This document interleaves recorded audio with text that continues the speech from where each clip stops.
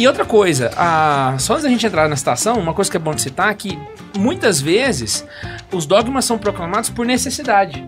Existiam algumas verdades de fé que simplesmente não eram dogmas, mas não precisavam. Com o surgimento de alguma heresia, a igreja vai lá e proclama o dogma. Aí é bom ouvir aquele programa que a gente falou rapidão das heresias.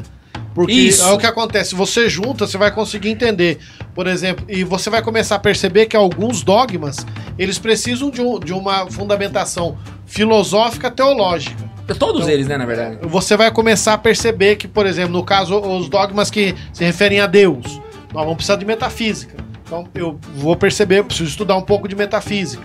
Né? Você vai ter o dogma da criação, precisar um pouco de cosmologia. Aí semana eu li os melhores teólogos e filósofos do mundo pensando por séculos pro Zé Ruela na sala de aula falar que o dogma é o Papa que tá fazendo na canetada lá. Cara, eu não sei, porque, por exemplo, essa semana eu tive por uma necessidade rever alguma material de cosmologia que eu tenho.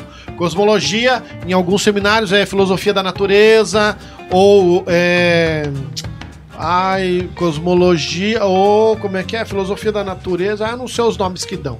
Mas eu tava lendo o material que eu tenho, alguns livros sobre cosmologia. Então você começa a perceber que muitos dogmas, eles foram criados justamente para sanar necessidades teológicas dessa resposta filosófica nascida da pergunta dentro da filosofia, que a teologia respondeu. Sim. E aí, quando a igreja percebe que talvez os fiéis estão em perigo por conta de uma dubiedade a respeito de algum ponto doutrinal que é fundamental para a fé, a igreja resolve proclamar um dogma. Era uma coisa que as pessoas já acreditavam, só que aí ela vai lá e proclama o dogma para transformar em algo oficial, saca? Por exemplo, uma coisa que não foi proclamado dogma, mas é um dogma nas entrelinhas: o sacerdócio masculino. Você não tem um dogma formal, assim, só homem, mas é um dogma. Mas não é dogma, mas é pronunciamento ex cátedra. Sim, né? É um pronunciamento. Então, tipo assim, nesse sentido, nós temos ali...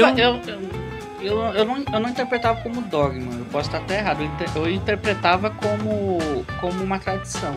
Entra numa linha da tradição. Mas todo dogma começa como uma tradição. Não pode casar, também não é dogma. Não, não é dogma.